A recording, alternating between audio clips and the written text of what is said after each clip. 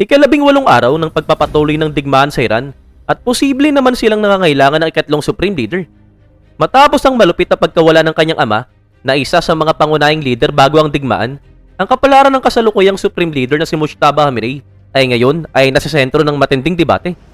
Ayon mismo sa mga lider ng Iran, siya ay buhay at nasa maayos pa.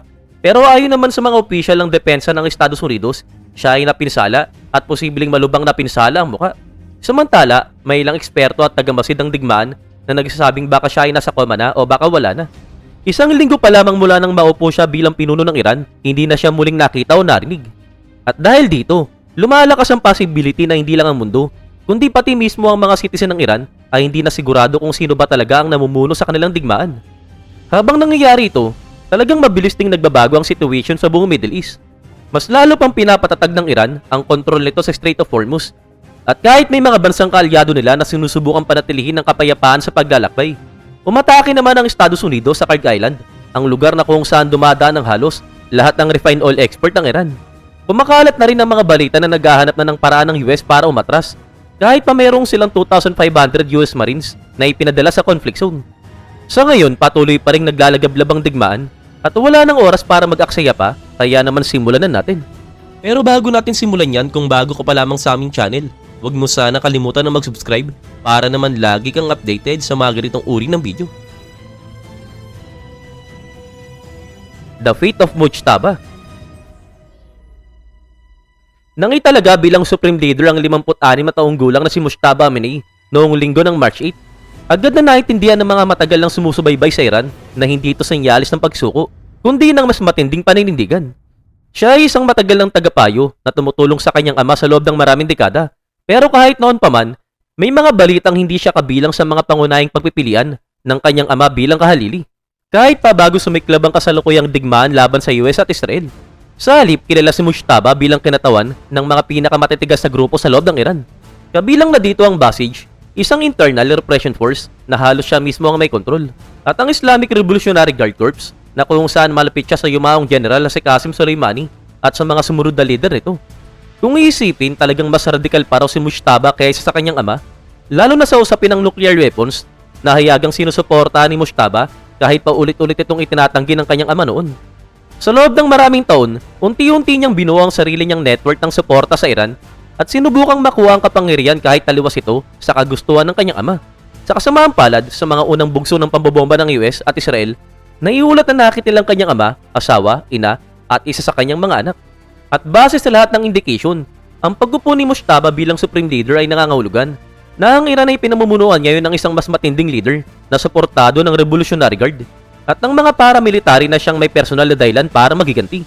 Kaya kung totoo na si Mujtaba ay malubhang napinsala, nasa koma o wala na, napakahalagang malaman ito ng buong mundo sa lalong madaling panahon. Sa ngayon, wala pa tayong kumpirmadong ulat na makakapagpayinig sa buong mundo. Pero makakasiguro kayo kapag lumabas ang katotohanan, siguradong maririnig ito ng malakas. Sa katunayan, kahit noong una pa lamang siyang itinalaga, may mga ulat na agad na lumalabas na nagdududa sa kanyang kalagayan. Una siyang naiulat na nakitil sa unang wave ng pagkatake, at dahil sa dami ng mga taong malapit sa kanya na nakitil sa parehong lugar, talagang mahirap paniwalaan na siya ay lubos na nakaligtas ng walang matinding pinsala. Lalong lumakas ang mga speculation nang masaksiyan ng mundo ang mga unang araw ng kanyang pamumuno.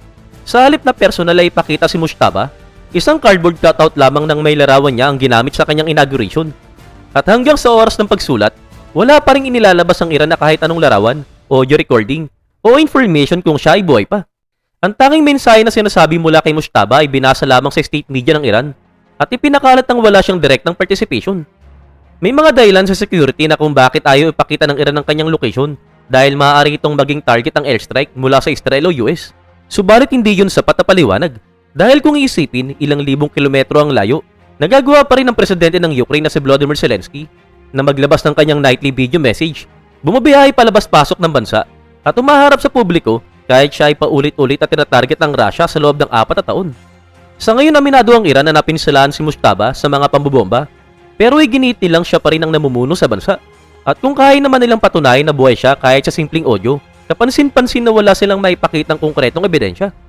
Mas lalo pang umiinit ang usapan tungkol sa kanyang kalagayan noong nakaraang linggo nang sabihin ng US Secretary of Defense na si Pete Hegseth na ayon sa intelligence ng Amerika, alam namin na ang tinatawag na bagong Supreme Leader ay pinsalado at malamang na napinsala ang muka. Ganito rin ang sinasabi ng Israeli intelligence at ilang hindi pinangalanang Iranian officials na nakausap ng international media na mas malala pa ang kondisyon ng Mujtaba kaysa sa inaamin ng government. Ayon naman sa ulat ay ibinahagi ng New York Times, sinasabi ng ilang Iranian sources na siya ay alert at may tinamong pinsala sa kanyang mga binti. Samantala ang mga opposition group ng Iran sa ibang bansa ay nagsasabing nasa koma siya at hindi man lang niya alam na siya ang itinalagang supreme leader. Noong nakaraang linggo sinabi pa mismo ng presidente ng Amerika na may naririnig akong wala na siya. May mga ulat din mula sa isang Kuwaiti newspaper na nagsasabing dinala raw siya sa Moscow para sa emergency surgery ayon sa isang high-ranking source na malapit sa bagong leader ng Iran. Sa kabuuan, malino na wala talagang kasiguruhan sa tunay na kalagayan ni Mujtaba kahit hanggang sa ngayon. Pero kung titignan, halos nagkakatugma ang analysis mula sa US, Israel, at mga insider sa Iran, opposition group, at iba pang mga observer, at ang pinakamalamang na katotohanan, posibleng buhay pa ang supreme leader, pero nasa critical na condition, nakaiwalay at kahit gising man siya, malamang na hindi siya ang aktwal na nagbibigay ng utos sa araw-araw na operasyon ng Iran. At dito pumapasok ang isang napakahalagang tanong. Kung hindi si Mujtaba ang may kontrol, sino ngayon ang tunay na namumuno? Ang sagot ay maaaring nasa mga grupong tumutulong para mailuklok siya sa kapangyarihan, ang Revolutionary Guard, ang Basij paramilitaris, at ang mga hardline faction ng Iran. Habang ang mga mas moderate na leader tulad ng presidente at national security official ang umaharap sa publiko at nakikipag-ugnayan sa ibang bansa, hindi malino kung may direktang kontrol ba sila sa military. Sa katunayan, lumipat na ang Iran sa isang wartime strategy na tinatawag na mosaic defense. Sa system na ito, hinahati ang military sa maliliit at independent na unit. Ang bawat isa ay mayroong sariling kontrol sa particular na lugar, mga kalyadong paramilitary at mga kagamitan sa digmaan. May general instruction silang natatanggap mula sa itaas, pero pagkatapos noon, halos kanya-kanya na sila ng galaw. Sa ibang banda, maganda ito dahil kahit makitilang mga top leaders tulad ng supreme leader, patuloy pa rin ang operasyon ng military. Subalit sa kabilang banda, talagang napakahirap ng kontrolin muli ang mga unit na ito kapag nagsimula na silang kumilos ng independent. Sa ngayon, may mga indication na ang ilang action ng Iran tulad ng malawakang pag-atake sa energy infrastructure sa Gulf, ay maaaring resulta ng mga unit na ito na gumagawa ng sarili nilang decision. At dahil may isang hardline na leader na nagbibigay ng legitimacy sa kapangyarihan ng Revolutionary Guard at ng Basij, may pangarib na lalo pang hindi makinig ang mga ito sa mas moderate na mga civilian leaders. Mas lalong delikado ang situation kung ang supreme leader ay wala na o hindi na kayang gampanan ng kanyang tungkulin. Sa ganitong kalagayan, sino ang pakikinggan ng mga decentralized na puwersa bilang kapalit na leader? Malaki ang possibility na ang mga matitigas sa leader ng Iran sa loob ng military at intelligence ang siyang makakapagbigay ng utos sa mga puwersa na ito. At dahil may friendly na supreme leader na tila nasa position pa rin sa papel, hindi natin maaasahan na ang mga desisyon ng military hardliners ay tutugma sa mga mahinahong payag ng mga public figure ng Iran. Ngayon, lumayo naman tayo kay Mujtaba at tignan natin ang mas malawak na nangyayari. Karg, Hormuz, and the Price of War. Sa kasalukuyan, tila umiikot ang labanan sa Karg Island, ang pinakamahalagang energy facility ng Iran. Dito pinoproseso ang humigit mulang 70% ng oil export ng bansa na siyang bumubuo ng malaking bahagi ng kanilang kita.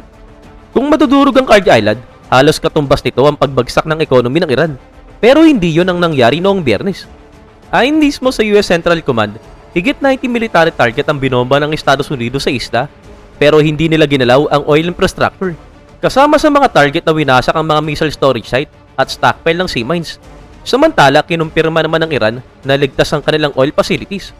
Mas maaga noong araw na yon, nagbanta pa ang Pangulo ng Amerika na babombay ng oil infrastructure ng isla kung hindi titigil ang Iran sa mga pag-atake sa mga barko sa Strait of Hormuz.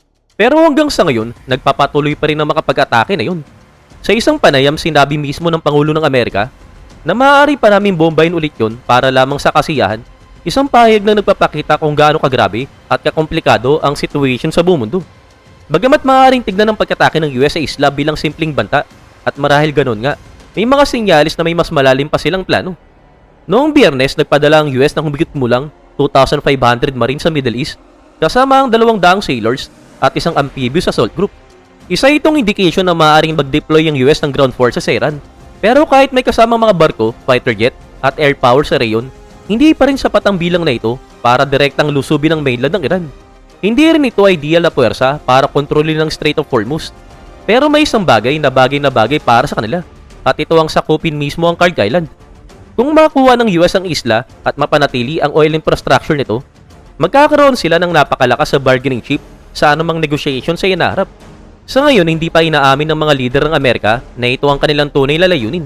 Pero kung pagbabasihan ng kanilang galaw, malinaw na may mas malalim pang strategy na unti-unting lumilitaw. Pero ang decision na i-deploy ang particular na marine unit na ito ay nagpapakita na anuman ang plano ng Washington, itinuturing nila itong napakalaga. Ang unit na tinutukoy ay 31st Marine Expeditionary Unit na karaniwang nakabase sa Japan. Ito ang tanging rapid response force ng Amerika na kayang agad tumugon sakaling umatake ang China sa Taiwan o ang North Korea sa South Korea. Ang ibig sabihin, ang paglipat ito palabas ng Pacific ay hindi simpleng decision. Lalo na ngayon na ang depensa sa Indo-Pacific ay bahagyang humihina dahil inililipat ang ilang asset para bantayan ang himpapawid ng Middle East.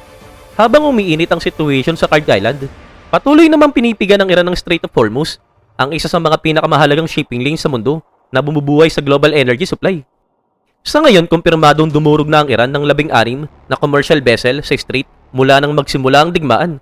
At dahil dito, napilitan ng mundo na maglabas ng pinakamalaking strategic oil reserve sa kasaysayan.